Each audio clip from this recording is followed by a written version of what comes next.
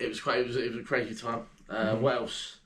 I've also been shot in the head again when I was in Bakhmut in December last year, and I caught one that was basically grey, like went through me here in my stomach.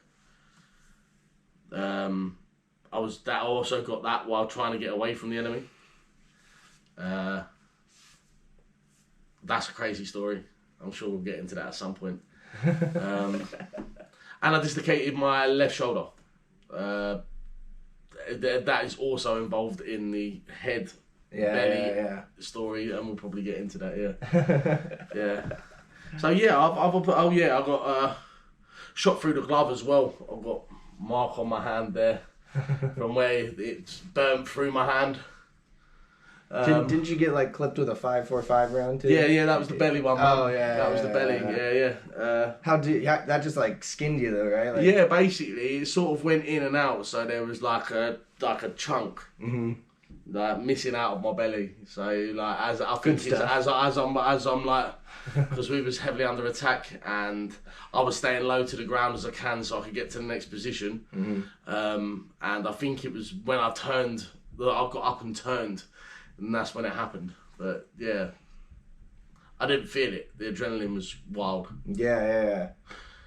And wait, didn't you and somebody else have a crazy story about? That's Bakhmut, bro. Yep, we'll get into that. Okay. Don't say his name on camera. Oh, okay.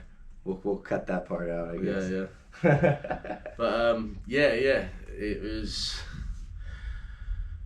me, J, L, in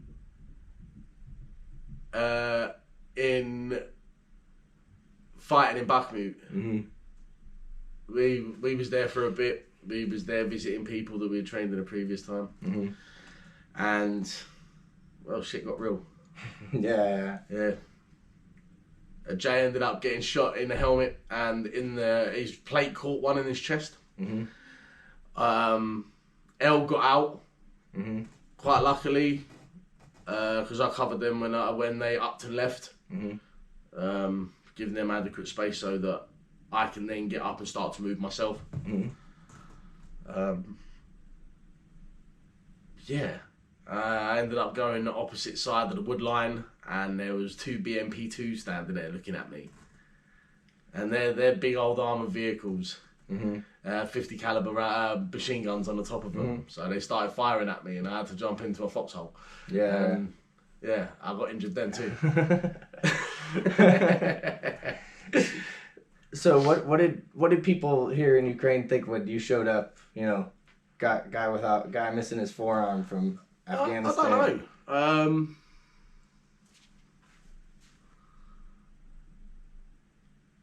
I don't know. I think people thought, like, is this kid crazy? What's he doing here? He can't shoot, he can't do this, he can't do that. But a lot of people soon come to realise that that's what I do,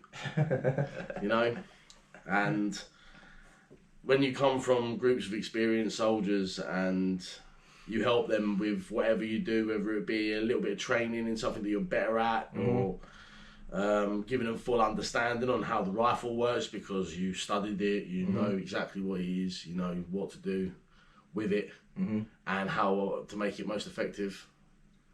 It's a good feeling because even though they're experienced soldiers, they're only experienced in war. Because some of these soldiers that I've met, they started in 2014 at the age of like 15, 16, 17, you know what I mean? Yeah. Like defending their villages and all the sorts of stuff like that. Yeah.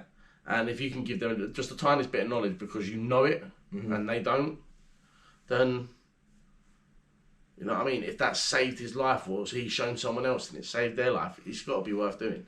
Yeah.